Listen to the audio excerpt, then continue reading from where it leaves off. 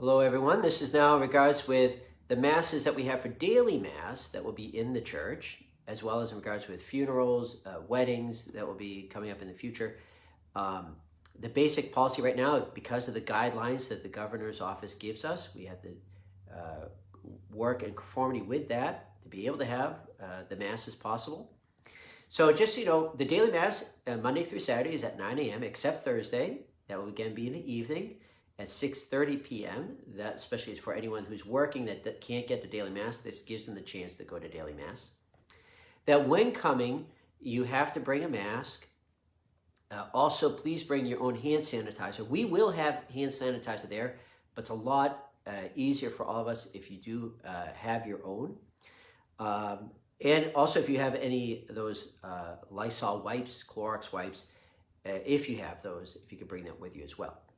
When you come to Mass, the church will be open a half hour before Mass starts. And when coming, you'll see the pews are marked. That it's basically, in each pew, there's half of the pew is space for people to sit. The other half should not be have anyone sitting in it. We skip a pew, and then it goes to the other half of the pew. So if it was on the right side, the first pew that you can sit in, skip a pew, then it's the left side of the pew you can sit in. If you're with your spouse, you can obviously sit right next to them, or with your family. But if there is another person that is you don't live with that is there at the Mass, you really must sit at least 6 feet apart. And so maybe two of you could be in a pew, one on the end and one in the middle. But you cannot sit right next to each other just because of the dangers with the ongoing pandemic. That with communion, so we should wear masks during the Mass, try to spread out. So even though you might have your usual seats for those who go to daily Mass, it might mean you have to sit in a different area for the time being. That with communion, then people come up single file, but also spacing out. And the floor will have tape basically marking the spacing of the 6 feet. And so the person in front of you must be at least 6 feet in front of you, and the person behind you should be 6 feet behind you.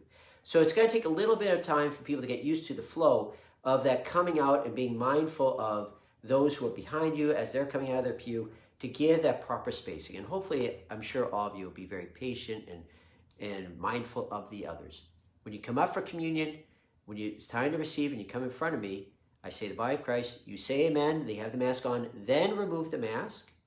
Then you should receive, just like with the Sunday Mass I was explaining, you can receive in the hands, and if you do so, the regular way, but please make sure your hands, you try to put them as flat as you can. A lot of times, sometimes people curve their hands. It just increases the possibility of me making contact with you, even though I'm trying not to. I'm just trying to place the Eucharist in your hand. We can't drop the Eucharist. That'd be a lack of reverence if we dropped it in your hand. It still needs to be placed. If you're receiving on the tongue, I'm sure some of you have heard that the diocese is giving guidelines saying no one is to receive on the tongue, but some of the priests have had to remind the bishop that actually that's a universal norm, and the Vatican has made it clear in the past that bishops can't refuse anyone from receiving on the tongue. And so it is your right to receive on the tongue if you want to. If you receive on the tongue, again, same thing. You have the mask on, you say amen, then remove the mask, then receive on the tongue, and then you put your mask back on. If I make any contact with you, whether it be with your hands, which is always, quite frankly, a greater possibility. In my experience, I make contact with the hand than if I do with a person's tongue or lip. But if there's any contact made in either way, then I'll purify my fingers immediately after that. We have a thing of rubbing alcohol that I'll dip my finger in that, purify the finger, and then wait till it dries, and then give communion to the next person.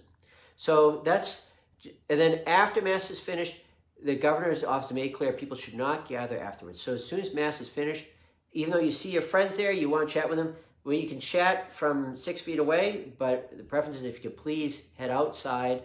And then if you want to walk the grounds with the other person, keeping safe distance, but when you're outside, then if you're more than 6 feet apart, you can take your mask off and chat with them. But we're trying to keep people as safe as possible. So please just be mindful if you do come for the daily Mass. Same thing will happen for funerals. Though with the funerals, obviously we have the funeral home helping to direct people where to sit when it comes to the funeral masses. We will be removing the missalettes from the pews in the meantime. They're actually trying to not encourage people to sing out loud, even though that's a natural thing we experience in the Mass. as the singing. And again, the concern is that when we're singing, we're using obviously more of our lung capacity, the danger droplets coming out, and then that's where infection can spread. So that's with the daily Mass. Church will only open about a half hour before the daily Mass. We ask everyone that as soon as Mass is finished, make your Thanksgiving and then quietly head out. And if you want to chat with people, if you do that outside, but don't gather with others. If you want to chat with people, then walk around with that spacing. We have lots of land here you can walk around. And that is all. Hopefully this answers questions people might have, and we'll hopefully see you next week. God bless everyone.